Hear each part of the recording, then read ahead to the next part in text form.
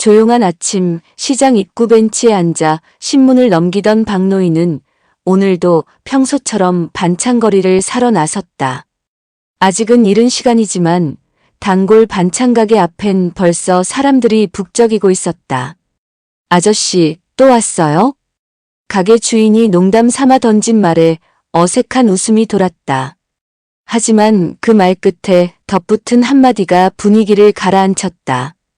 아휴, 이제 그만 좀 드시고 운동이나 하세요. 살이 자꾸 찌시네. 순간 박노인의 손에 들린 검은 비닐봉지가 무겁게 느껴졌다.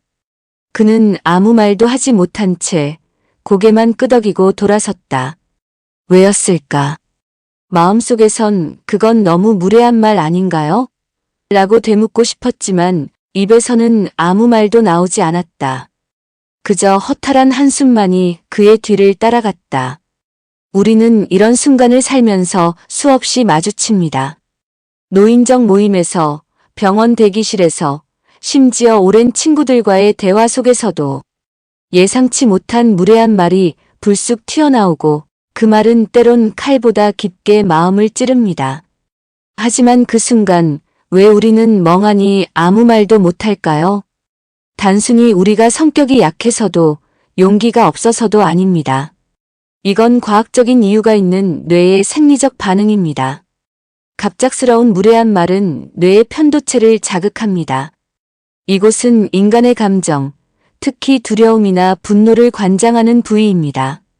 심리학적으로 급성 스트레스 반응이라고 하는 이 현상은 당황스러운 상황에서 뇌가 싸울 것인가, 도망칠 것인가를 판단하기 전 잠깐 멈추는 현상이 일어납니다. 이건 생존 본능에 가까운 반응으로 자극적인 언어 공격을 받았을 때 뇌는 내가 지금 위험한 상황에 처했다고 인식하고 말을 멈추고 근육을 굳히고 생각을 일시 정지시킵니다. 그래서 무례한 말을 듣는 순간 뭐지? 이 사람이 왜 이런 말을 하지? 뭐라고 받아쳐야 하지?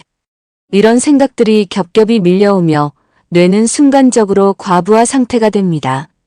특히 시니어 연령층은 젊은 층에 비해 뇌의 인지 회복 속도가 느리기 때문에 그 한마디를 되받아치는데 시간이 더 오래 걸립니다. 그래서 집에 와서야 비로소 속상한 마음이 터져나옵니다. 그땐 그렇게 말할 걸 왜 아무 말도 못했을까? 그리고 또 하나의 이유는 한국 사회는 특히 체면 문화가 강합니다. 괜히 시끄럽게 하지 마라. 어른답게 참아야지. 예의 없이 구는 건 내가 아니어야지. 이런 생각들이 무의식에 각인되어 있어서 부당한 말에도 침묵을 선택합니다. 하지만 이건 자존을 지키는 게 아니라 내 마음을 갉아먹는 시작점이 됩니다. 속으로 화가 나고 억울한데 겉으로 웃어야 하는 건 결코 건강한 인간관계가 아닙니다. 그렇다면 그 무례한 사람들은 왜 그런 말을 아무렇지 않게 던질까요? 며칠 전 동네 작은 노인대학 교실 안. 수업을 마치고 다 함께 김밥을 나누던 자리에서 정순자 씨는 다소 당황스러운 말을 들었습니다. 순자 씨는 요즘 얼굴이 좋아 보여요. 근데 화장은 좀 과한 거 아니에요? 순간 정 씨는 손에 쥔 종이컵을 움켜쥐며 애써 웃음을 지었습니다. 어머, 그런가요? 말은 그렇게 했지만 마음은 복잡했습니다. 사람들이 보는 앞에서 꼭 그런 말을 해야 했을까? 비슷한 상황은 또 있었습니다. 노인정 장기 두던 자리. 평소 말이 많고 윽박지르기 좋아하는 최할배가 갑자기 김용수 어르신에게 이렇게 말했습니다. 그 머리 좀 깎으쇼. 사람이 그렇게 꾀지지하게 다니면 되겠어요? 모두 웃고 넘겼지만 정작 김 어르신은 그날 이후 며칠간 노인정을 나오지 않았습니다. 그렇다면 왜 어떤 사람들은 이런 말을 쉽게 할 수 있는 걸까요? 그 말이 상대방을 찌르고 상처를 남길 수 있다는 걸 정말 모르는 걸까요?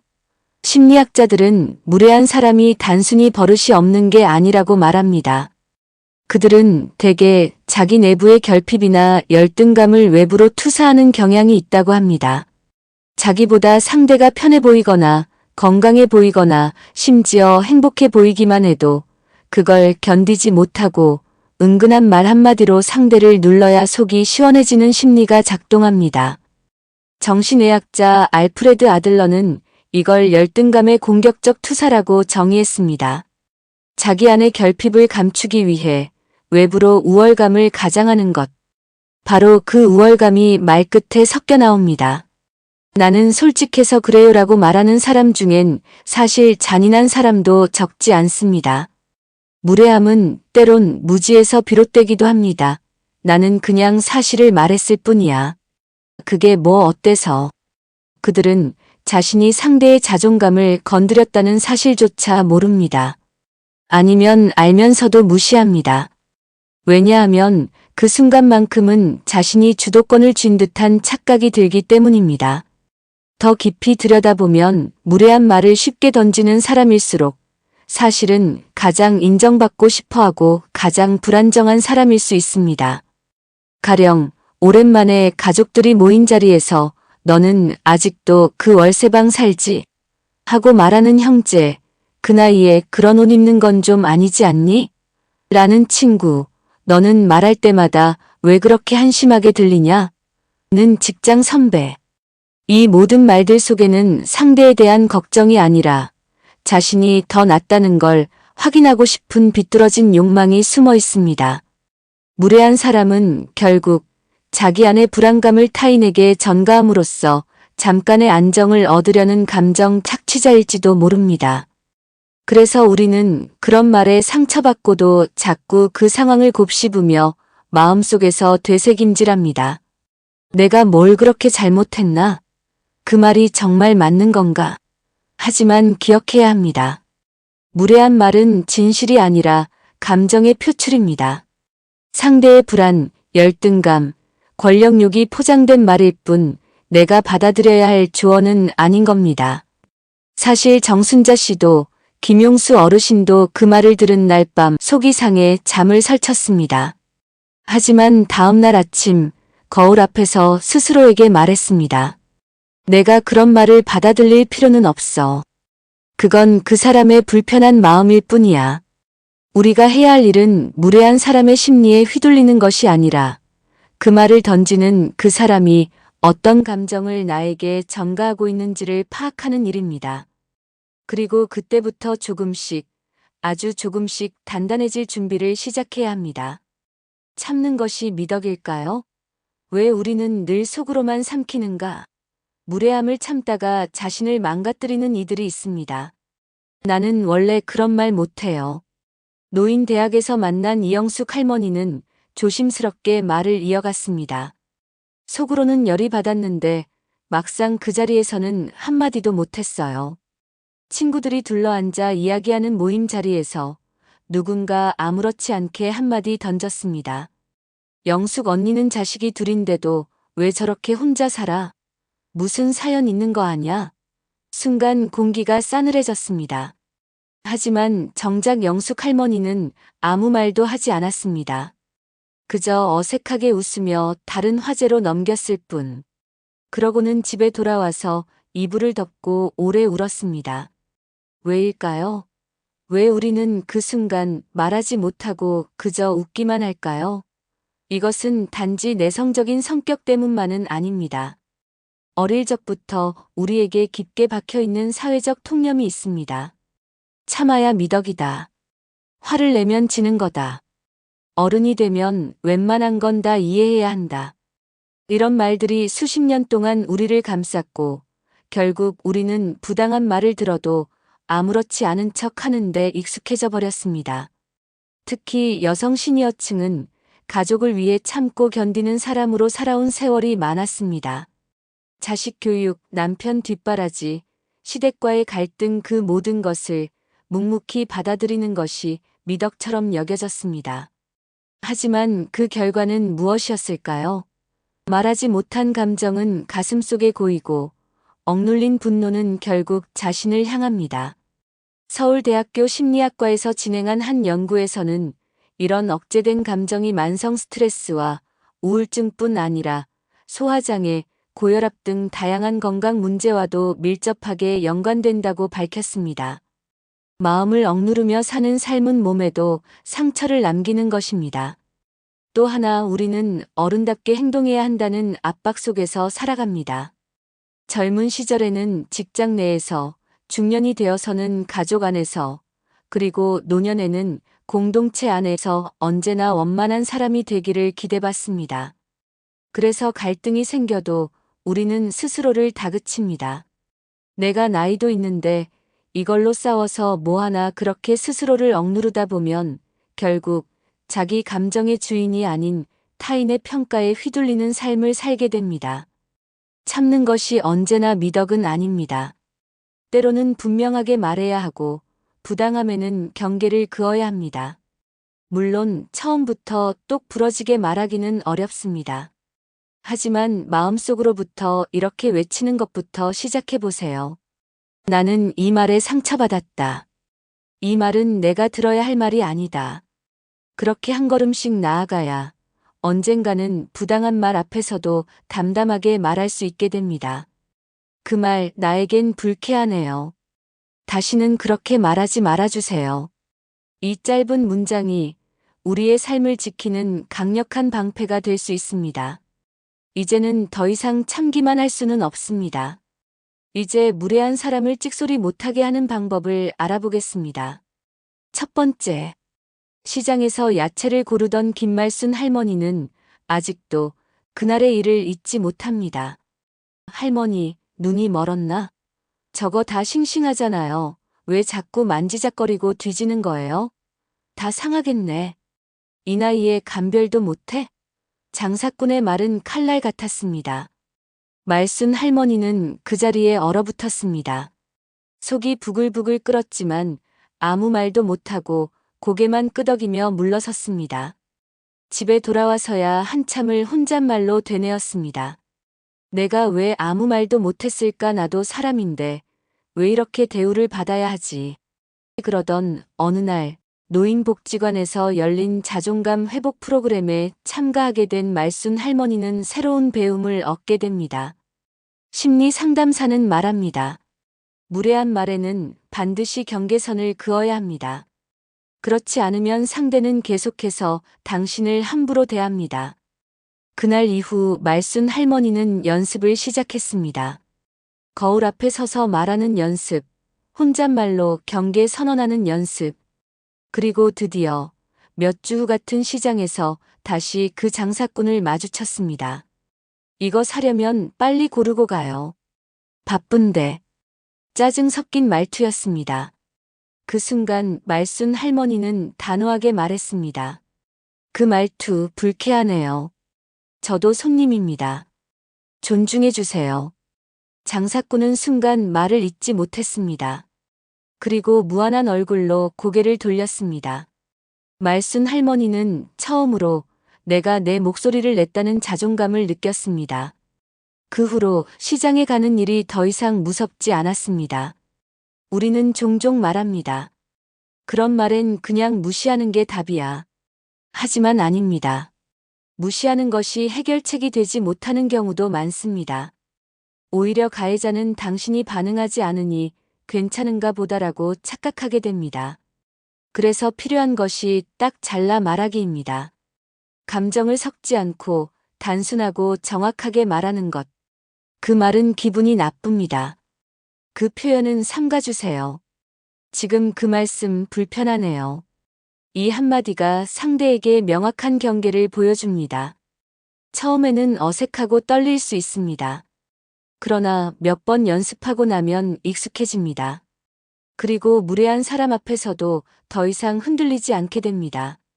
실제로 상담 전문가들은 감정 언어의 명확한 표현이 상대의 공격성을 약화시키고 당신의 심리적 주도권을 되찾는 데 큰 역할을 한다고 말합니다. 미국 시니어 상담 사례에서는 이렇게 감정을 분명히 표현하는 노인이 우울감이 감소하고 자존감 지표가 27% 이상 상승한 것으로 나타났습니다. 말하는 것은 힘입니다.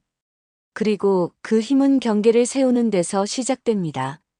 나를 무시하고 깎아내리는 사람에게 딱 잘라 말하는 순간 상대는 더 이상 당신을 쉽게 대할 수 없습니다. 말순 할머니처럼 우리도 연습할 수 있습니다. 거울 앞에서 말하고 친구와 상황극을 해보며 단호한 표현을 익히는 것, 그게 나를 지키는 첫걸음이 됩니다. 그리고 그 한마디는 단순한 말이 아니라 오랜 세월 억눌렸던 자존감이 다시 서는 순간입니다. 그 말 불쾌하네요. 그런 말은 듣고 싶지 않아요. 이 짧은 한 문장이 당신의 하루와 인생을 바꿔놓을 수 있습니다. 노인정에서 자주 모이는 김옥자 할머니는 요즘 모임에 나가는 것이 꺼려졌습니다. 이유는 단 하나, 이정분 할머니 때문이었습니다. 모임만 가면 옥자 할머니의 옷차림부터 자식 자랑까지 꼬투리를 잡으며 빈정대는 정분 할머니. 그 나이에 그런 색 입는 건 좀 그렇지 않아요? 며느리가 그렇게 잘해주면 불안해야지. 그런 말들이 대수롭지 않은 듯 툭툭 던져졌지만 들을 때마다 속이 부글부글 끓었습니다. 하지만 뭐라 반박할 수도 없었습니다. 괜히 말 꺼냈다가 예민하다 소리 들을까 걱정됐기 때문입니다. 그렇게 수차례를 참아낸 어느 날 옥자 할머니는 텔레비전에서 한 심리 상담사의 강연을 듣게 됩니다. 무례한 사람은 설명할 수 없는 걸 말합니다. 설명을 요구하세요. 말은 칼보다 강한 무기입니다. 하지만 질문은 방패입니다. 반박보다 질문이 상대를 더 당황하게 만듭니다. 그날 이후 옥자 할머니는 질문으로 대응하는 연습을 시작했습니다. 왜 그런 말씀을 하시는 거죠? 그 얘기를 왜 저에게 하시는 건가요? 평범하지만 낯선 질문들. 다음 모임에서 다시 정분 할머니는 어김없이 입을 열었습니다. 며느리가 그렇게 전화 자주 하면 감시하는 거지. 평소 같았으면 웃고 넘겼겠지만 그날 옥자 할머니는 이렇게 말했습니다. 왜 그런 말씀을 하시는 건가요? 정분 할머니는 순간 말을 잇지 못했습니다. 몇 초의 정적, 옥자 할머니는 조용히 미소 지었습니다. 그 순간 모두가 분위기를 감지했고 그날 이후 정분 할머니의 말투는 달라졌습니다. 말이 막힌 겁니다. 사람들은 반박하면 방어하고 설명을 요구하면 멈칫합니다. 무례한 사람은 보통 이유가 없습니다. 그저 입에 붙은 대로 기분 따라 말할 뿐입니다. 그런데 왜 그렇게 말하세요? 라는 질문은 그들의 본심을 드러내게 만들고 동시에 주도권을 내어놓게 합니다. 일본 도쿄 심리상담센터에서는 시니어 대상 커뮤니케이션 연구 결과를 발표했습니다. 무례한 언행에 대한 감정 반응보다 질문 방식의 반응이 상대의 언어 폭력을 34% 줄였고 반복되는 무례한 행동을 사전에 차단한 경우도 2배 이상 늘어났다는 데이터입니다. 질문은 공격이 아닙니다. 방어입니다. 하지만 그 방어는 상대에게 깊은 자극을 줍니다. 그 말씀 혹시 제게 도움이 되리라 생각하신 건가요? 왜 저를 그렇게 보시는 건지 이유가 궁금하네요. 이런 문장은 싸움이 되지 않으면서도 단호한 메시지를 전합니다. 무례한 사람은 당신의 반응을 시험합니다. 얼마나 참는지 얼마나 만만한지 당신이 아무 말도 하지 않으면 그들은 계속해서 선을 넘습니다. 하지만 단 하나의 질문이 그 모든 시험을 무너뜨립니다. 그 말 왜 하셨어요? 그 순간 당신은 약자가 아닙니다. 정중하지만 단호하게, 따뜻하지만 분명하게. 당신은 이제 스스로를 지킬 수 있습니다. 옥자 할머니는 이제 말합니다. 이제는 누가 뭐라 해도 왜 그러세요? 한마디면 다 조용해져요. 그거면 돼요. 내가 나를 대신해 말해주니까요. 올해 74세 이물례 할머니는 예전엔 손주들 도시락도 싸주고 마을 행사도 앞장서서 챙겼지만 요즘은 그냥 집에 있는 게 더 편하다고 말합니다. 그 이유는 단순했습니다.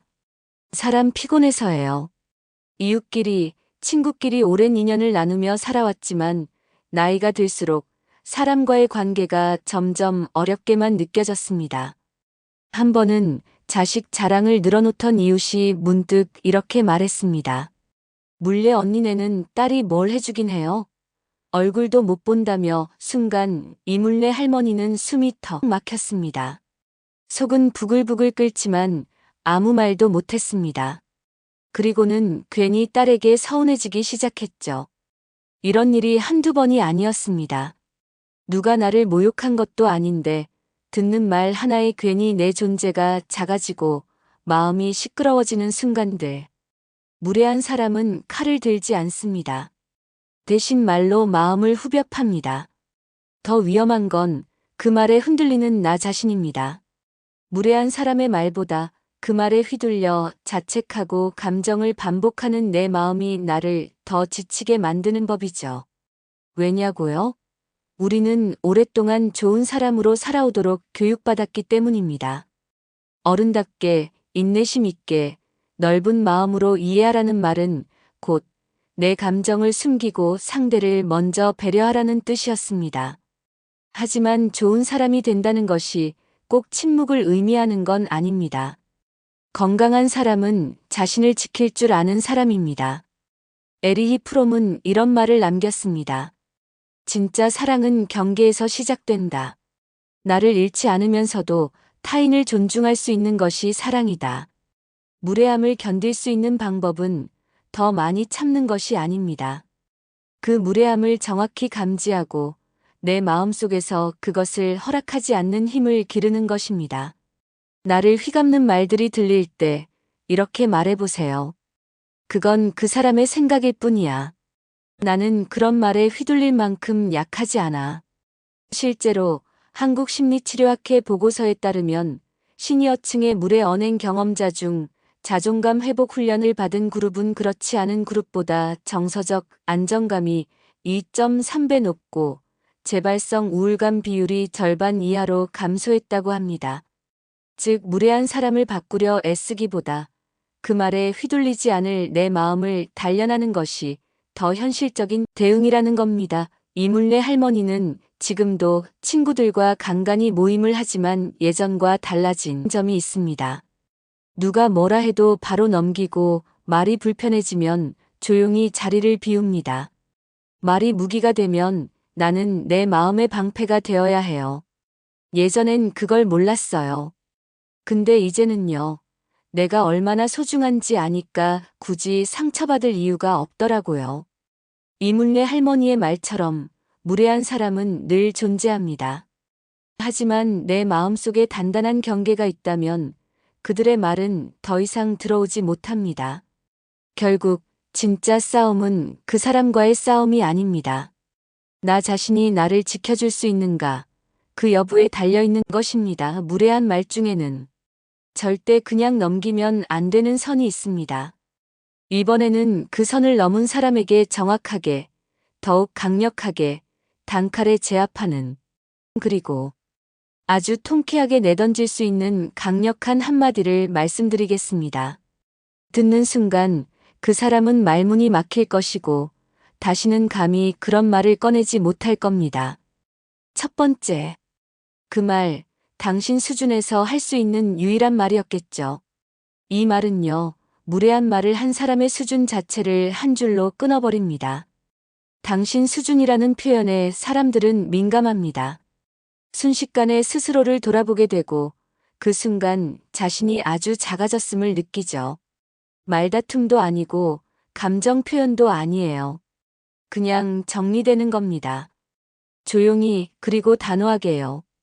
두 번째, 그 말 어디 가서 하지 마세요. 사람 되게 얕아 보이니까. 무례한 말을 비열한 행동으로 낙인 찍는 방식입니다. 상대는 자신이 한 말이 듣는 사람에게만 불쾌한 게 아니라 주위 모든 사람들에게 얕은 사람으로 보이게 만든다는 사실에 머릿속이 하얘집니다. 당신의 말 한마디가 그 사람의 체면 전체를 흔드는 순간이 됩니다. 세 번째, 내가 당신 기분 풀어주는 쓰레기통은 아닙니다. 이 말은요, 무례한 사람이 아무렇지도 않게 자기 불만이나 열등감을 당신에게 투사하려 할 때 날리는 최고의 반격입니다. 상대가 속으로 나 좀 기분 나쁜데 이 사람한테 터뜨려 볼까 생각했다면 바로 철회하게 만들죠. 당신은 쓰레기통이 아니라는 것. 단순하지만 강력한 선언입니다. 네 번째. 그 말 지금 기록했어요. 반복되면 대응하겠습니다. 이건 아주 현실적이면서도 상대에게 공포를 주는 문장입니다. 특히 직장이나 공적인 자리에서 통합니다. 법적으로 혹은 사회적으로 대응할 준비가 되어 있다는 이 한마디는 모든 무례를 얼어붙게 만듭니다. 그리고 마지막. 내가 참는 게 미덕인 줄 알았는데 지금은 무능이더군요. 이건요, 말하지 못하고 살아온 수십 년의 회한을 한 줄로 응축한 문장입니다. 이 말을 듣는 사람은 이 사람이 지금부터는 달라지겠구나를 본능적으로 느낍니다. 당신의 변화된 태도, 그리고 그 안에 담긴 단호함이 상대를 압도하는 거죠. 이 5마디는 그저 말이 아닙니다. 삶의 경험에서 나온 무게이고 수많은 참음 끝에 도달한 단호함입니다. 가끔은 참는 것이 미덕이 아니라 자기 자신을 버리는 일이라는 걸 기억하십시오. 그리고 이제는 말해야 할 때입니다. 당신은 절대 쉬운 사람이 아닙니다. 이야기를 들으며 당신은 아마 여러 장면이 떠올랐을 겁니다. 그때 그 사람의 말, 그 자리에서 아무 말도 못하고 돌아서야 했던 기억. 수십 년 살아오며 쌓아온 체면과 인내심으로 견뎠지만 마음속에 오래 남아 지금도 생각만 해도 심장이 두근거리는 그 말 한마디. 우리는 살아오며 너무 많은 무례를 견뎌왔습니다. 그중 대부분은 가족, 지인, 가까운 사람들에게서 받은 것들입니다. 타인이 아닌 내 인생에 들어와 있는 사람들이 내 존재를 가볍게 여기고 내 마음을 아무렇지 않게 짓밟을 때 우리는 그 어떤 순간보다 무너집니다. 그런데 이제는 바뀌어야 합니다. 단단한 노년이란 침묵과 인내로 얻어지는 것이 아니라 경계를 지킬 줄 아는 용기에서 나옵니다. 젊었을 땐 사람 좋다는 말이 칭찬이었습니다. 하지만 나이가 들수록 만만해 보인다는 말이 더 이상해지지 않도록 우리는 나 자신을 보호해야 합니다. 그러려면 먼저 나를 소중히 여겨야 합니다. 나를 지켜야 할 대상, 보호받아야 할 존재로 여기는 순간 무례한 말은 내게 닿지 못합니다. 그 말은 그냥 그 사람의 입에서 나온 공기일 뿐 내 가슴까지 들어오지 않게 됩니다. 미국의 노인 심리학자 미셀 브루크스 박사는 시니어를 대상으로 한 무례 스트레스 연구에서 이런 말을 남깁니다. 무례한 말을 들은 뒤 30초 내에 스스로를 지지하는 마음속 말 한마디가 있다면 그 사람은 무너지지 않는다. 그 한마디 오늘부터 당신이 직접 만들어 보세요. 예를 들면 이런 겁니다. 그건 당신 생각이잖아요. 내 생각은 달라요. 이것은 확신합니다. 혹은 그 말, 지금 내 기분을 해쳤어요. 더는 듣고 싶지 않아요. 이 말들은 싸움이 아닙니다. 내 마음을, 내 존재를 지키는 작은 울타리입니다. 나이를 먹는다는 것은 단순히 숫자를 더하는 것이 아닙니다. 세상의 말에 휘둘리지 않고 오직 내 마음의 기준으로 살아가는 기술을 익히는 것입니다. 그 기준은 단단해야 합니다. 그리고 단호해야 합니다. 오늘도 무례한 사람이 당신 앞에 나타날 수 있습니다. 그들은 당신이 뭔가를 참을 거라 기대하고 아무 말도 하지 않을 거라고 생각합니다. 하지만 이제는 다릅니다. 당신은 압니다. 무례한 말에 침묵이 답이 아니란 걸. 당신은 배웠습니다. 내 마음의 문을 닫고 단호하게 거절하는 것이 오히려 나를 살리는 길이란 걸. 그리고 기억하세요. 당신은 절대 쉬운 사람이 아닙니다. 그들의 무례에 무너지지 않는 강한 사람입니다. 누구보다 성실히 살아온 당신이기에 이제는 당신 자신을 가장 먼저 지켜야 합니다. 삶의 후반전, 더는 참지 말고 더는 밀리지 마세요. 당신은 보호받아야 할 인생입니다. 그러니 오늘도 마음의 울타리를 세우고 자신에게 말해주세요. 나는 나를 지킬 자격이 있다. 그리고 그 자격은 누구도 함부로 넘을 수 없다. 지혜의 길, 오늘도 당신과 함께합니다.